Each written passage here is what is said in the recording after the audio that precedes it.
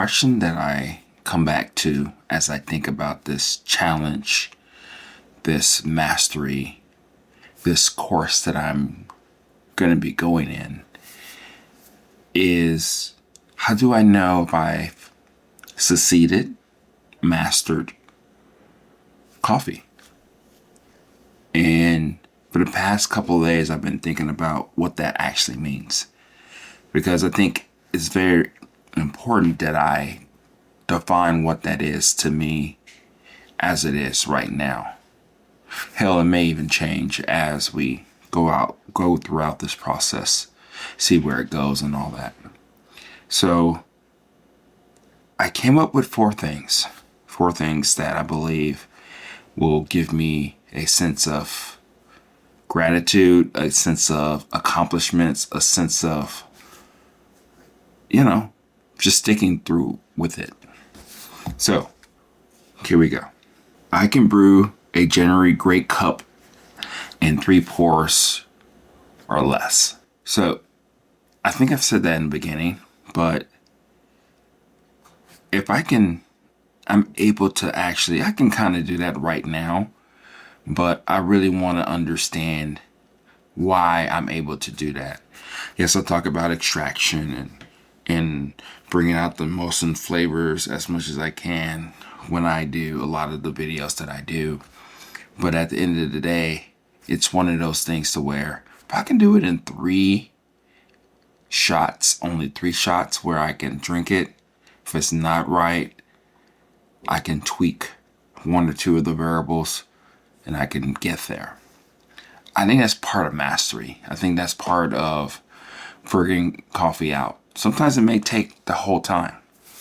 I know that I'm going to be going through that whole process as we see this through, right?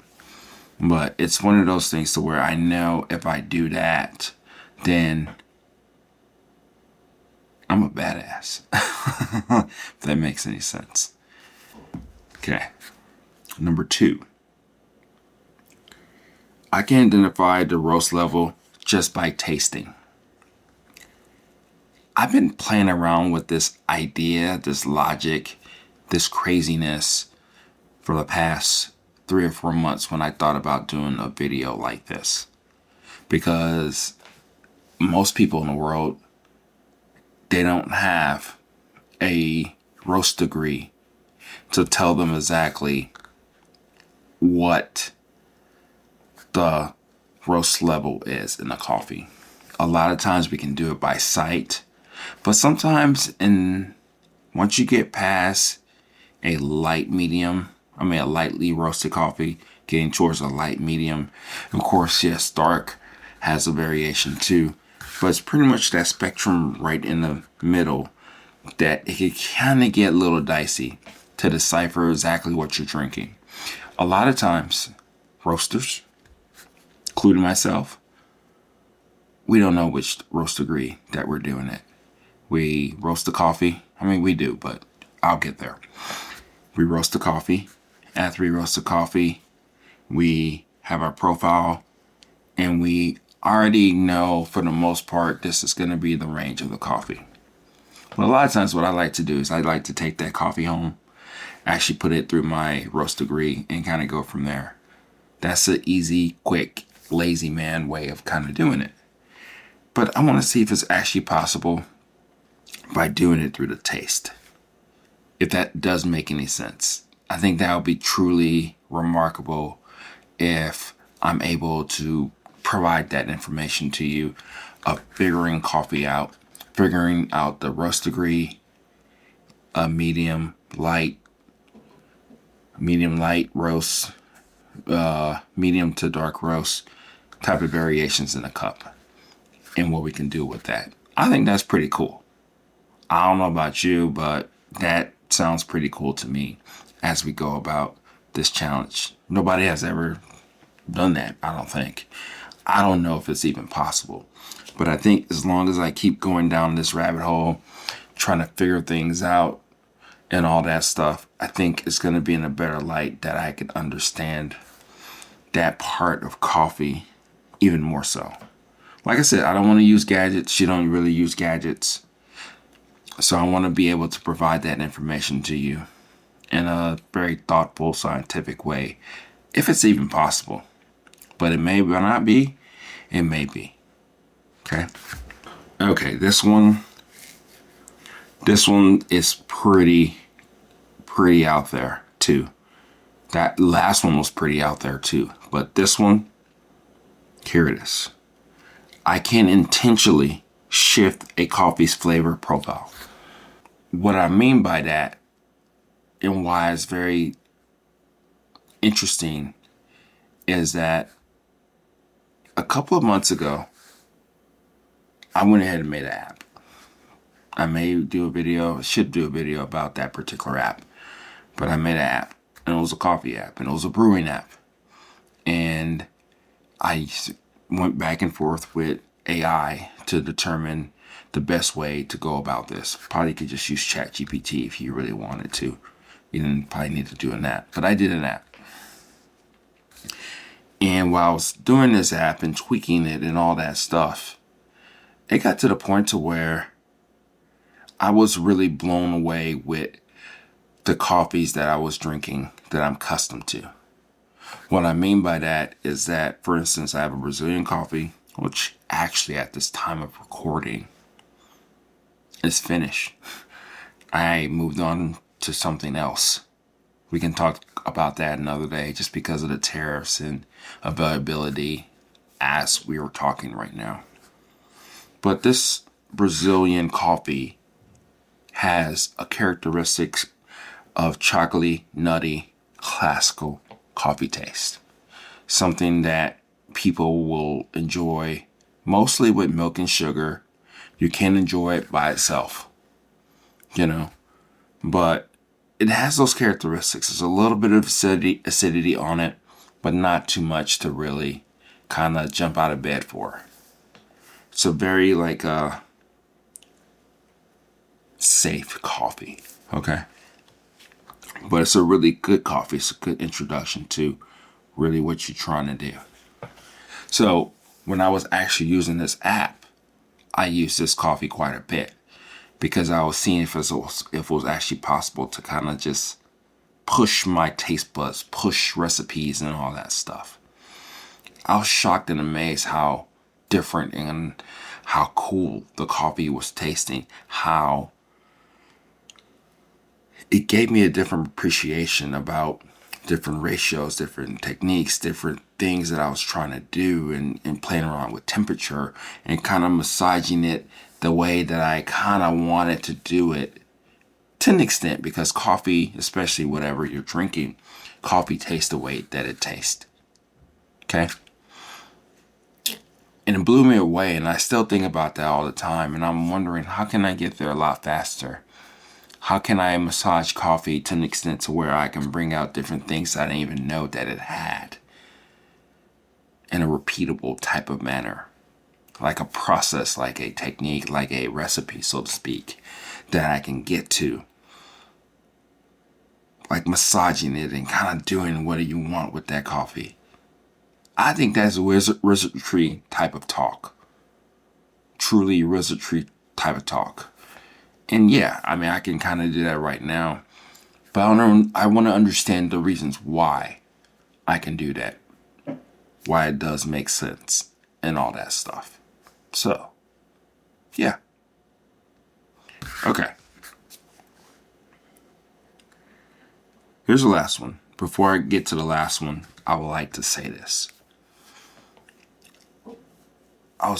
I usually tell my old bosses all the time, like when I was doing everything, engineer and all that stuff, is that I don't work in a vacuum. I'm not just here just doing whatever the hell I want to. I have a task and I have something to do in a situation, right? But the thing about it is that I'm looking at it holistically for the whole organization and the things that we're trying to do and the goals that we're trying to do, right? I bring that up to say that I would have never gotten to this place right here with people listening, with people watching, giving me suggestions, commenting, The good, the bad, the ugly, all of that good stuff, right? I guess what I'm saying is that the place that I am right now is because of you all. I don't think I would have gone down deep into this rabbit hole without, you know, people watching and listening and commenting and asking me to try this and that, you know? So it's very important that I continue to try to give back as much as I can. And that brings me to the fourth reasoning of when I know that I've mastered coffee. Or I think it's kind of like a little cop out of accomplishing my goal. Because mastering coffee. Again, I still think about that each and every day. But whatever. Here we go. I can clearly show people what actually matters when brewing coffee. I'm going to be testing it all. I'm going to be testing filters, accessories, water, brewers, and all that good stuff. I'm going to be seeing if we just need 1 or 2 recipes when we're making our cup of coffee. Do we just need to stick to the AeroPress or just keep going down this whole rabbit hole of pour over this, pour over that? I'm going to be testing all this stuff. Yeah, this is for me. It will be documented. It will be shown to you. But at the end of the day, I want to let you know what's really worth getting, worth doing, and worth experiencing. From my point of view, context is everything. I'm just one lonely person just thinking that it's possible, probably possible to master coffee.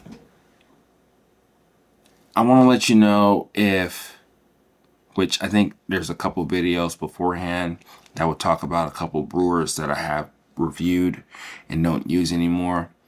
For instance, if the Mugen dripper is a good dripper, or if the biggest difference between a fast pour with coffee really comes down to the way the grooves are, and then of course the paper. I want to explore and think and kind of just see really what's imperative here as we do all of this. Because at the end of the day, if I'm able to just give you a couple things that really matter, which I think I know, but we're going to go through this process and really truly figure it out, being as objective and as critical as possible as we do this. I want to be able to just say, hey, just do it this way. Because this. Because I tested it in all these different variations of coffee. And I've documented it. I think that's true mastery. When somebody can test and experiment and explore and then give that information back to you. Of course, from my perspective. But after a while, you'll start to understand and get there and gravitate to the point to where you're like, wait, I see it your way, but I'm going to still do it my way. But it just gives you that springboard, that like advantage to get to a place to where it just works for you.